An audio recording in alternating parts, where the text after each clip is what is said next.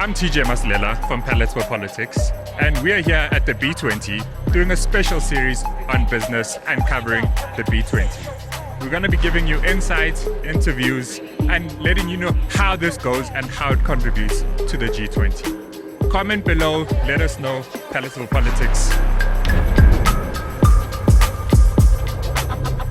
TJ Maslela from Palatable Politics here at the B20 with a Palatable Business Series.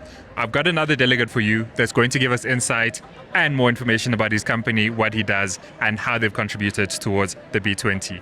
Our guest right now is Mr. Sina Alamuti. Welcome. Thank you. Pleasure to be here. What does your business do and where do you guys operate? So we are based between London and South Africa. We are a space sector enterprise. We operate around cross-space services. So on the upstream side, we do vibration control testing, which is the part of the manufacturing process, all the way down to on the downstream end of the space sector being data and Earth observational elements. We use AI to take space data and create unique capabilities. We do everything from agriculture, supporting crop yields, fire risk management, incidents response, protecting critical assets such as critical national infrastructure and national key points, as well as mining and extraction. So we operate using space data to help how we can improve life here on Earth.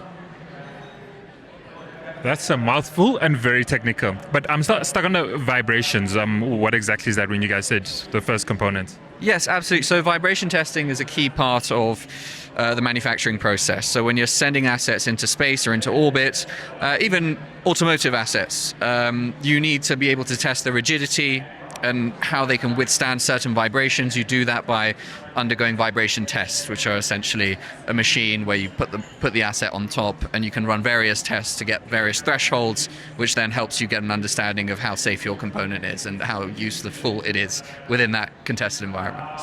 When it comes to the space sector, who regulates that? So that's an interesting question. So if we talk about telecommunications and spectrum, the UN's ITU does a lot of regulation on spectrum management. However, if we're talking about broader multilateral agreements, I think the US is doing a wonderful work with the Artemis Accords, which is bringing around space sustainability on a multilateral level to be able to discuss things with various different stakeholders from the European Space Agency, from Japan, from India, and various other places in the world to be able to see how we can make sure that we're not cluttering the space as we are developing this sector further. Okay.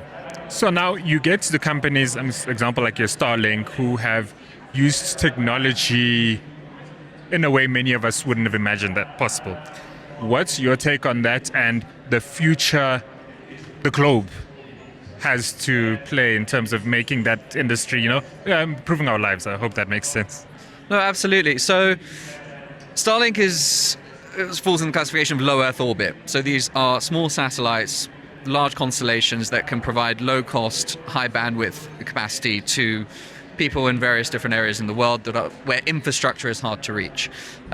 Because it is disruptive in nature, where we have telecoms operators who have rolled out infrastructure, and you're coming with a cost equivalent, perhaps not directly competing with, but you come up with an efficient way of actually servicing the unserviced, it is a bit of a disruptor, which can cause some ripples in the industry. But the fundamental thing is that it does connect the unconnected. And that should be the priority for humanity, being able to connect the unconnected, be it through Starlink, be it through OneWeb, be it through whatever other competitor that you wish.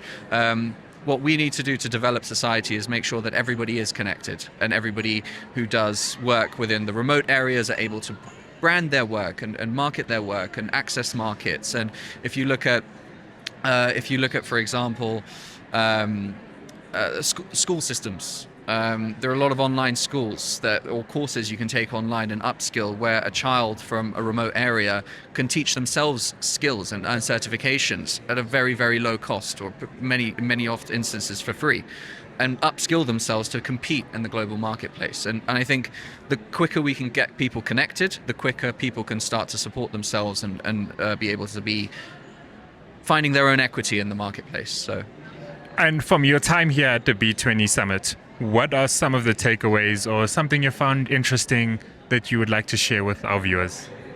Well, there's been a lot of interesting conversations. I think just being in the atmosphere of the discussion and being able to engage with stakeholders directly and getting an understanding of what their policy outlook is, also in tandem with some of the other 20 adjuncts. I can't say if there's a single element. I think I do appreciate the themes that have been put forward this year. I think they do speak to the African continent, and the involvement of the AU, I think, is quite key. As someone who's been working between the UK, engaging with various different countries in Africa and the Commonwealth, I think it's very important that we make sure Africa's voice is heard on the global stage. So that to me was a very critical development this year. So. Thank you for making time for us. Valuable inputs. I hope you enjoy the rest of your stay, and you should come back and participate in South Africa and B20, etc. Absolutely. Guys, thank you. Palatable Politics, stay tuned.